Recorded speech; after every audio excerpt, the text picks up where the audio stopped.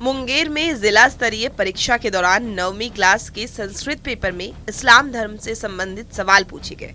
अपर मुख्य सचिव के पाठक के निर्देश पर शिक्षा विभाग विद्यालय में मासिक स्तर पर परीक्षा आयोजित करेगा। इसके तहत अक्टूबर महीने की 9वीं कक्षा की परीक्षा संचालित की जा रही है।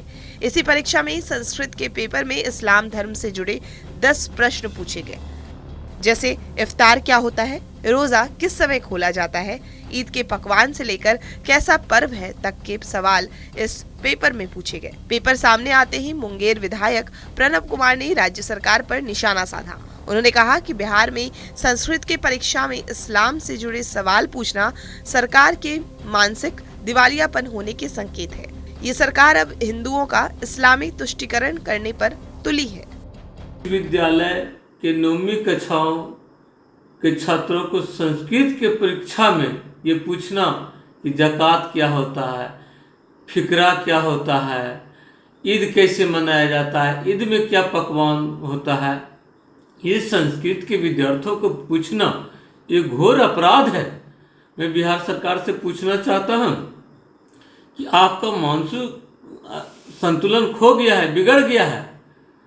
आप इस तरह के प्रश्न पूछ के जो सांप्रदायिकता का नंगा नाच बिहार में खेलना चाहते हैं, बिहार को सांप्रदायिकता की आग में झोंकना चाहते हैं, इस्लामिक तुष्टीकरण जो करना चाहते हैं, बिहार के हिंदुओं को इस्लामीकरण करने का जो आपका षड्यंत्र है, उस षड्यंत्र को बंद करें।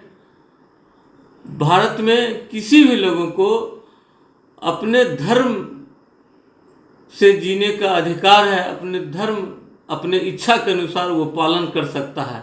लेकिन इस तरह संस्कृत के विद्यार्थियों को, सरकारी स्कूल के छात्रों को ये पूछना, संस्कृत के विद्यार्थियों को, ये शिक्षा विभाग का लापरवाही है। इसके लिए जिम्मेवार शिक्षा मंत्री के साथ साथ बिहार के मुखिया नीतीश कुमार जी है। मैं आदरणीय नीतीश कुमार जी से कहना चाहूँगा कि आपका मानसिक संतुलन बिगड़ गया है, आपसे बिहार नहीं चलने वाला है। बिहार को सांप्रदायिकता की आग में नहीं झोंके, नहीं तो बिहार के लोग बर्दाश्त नहीं करेंगे। इसलिए मैं आपके माध्यम से कहना चाहूँ कि आपसे बिहार नहीं चलने वाला, आप इस्तीफा दें।